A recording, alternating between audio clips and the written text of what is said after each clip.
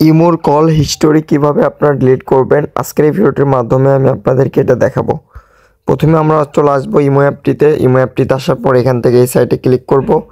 Click করার পর আপনাদের সামনে এরকম চলে আসবে। তারপর আপনারা যে কাজটি করবেন এখানে দেখবেন 2 নাম্বার অপশনে কল হিস্টোরি, এই কল হিস্টোরির উপর ক্লিক করবেন। ইমো অ্যাপে আসার পর তারপর আপনারা দেখতে পারবেন আপনারা ইমো সারাদিন কত লোকের সাথে কথা বলছেন, এখানে কিন্তু সব কিছু শো করবে এবং কি আপনি কবে সাথে কথা বলছেন সব কিছু এখানে শো করবে। তো এখান থেকে চাইলে কিন্তু আপনি এগুলো কল হিস্টোরিগুলো ডিলিট করে দিতে পারবেন। তো কিভাবে ডিলিট করবেন, এখান থেকে যে কল হিস্টোরিগুলো আপনারা ডিলিট করবেন সেগুলো টিক মার্ক দিবেন, ধরে রাখবেন, টিক মার্ক উঠবে। তারপর এখান থেকে প্রত্যেকটা সিলেক্ট করে দিবেন। সিলেক্ট করে দেওয়া হয়ে যাওয়ার পর এখান থেকে জাস্ট আপনারা ডিলিট বাটনে একটা ক্লিক করে দিবেন। তাহলে কিন্তু দেখতে পারবেন এবং কল হিস্টোরি একদম ক্লিয়ার হয়ে গেল।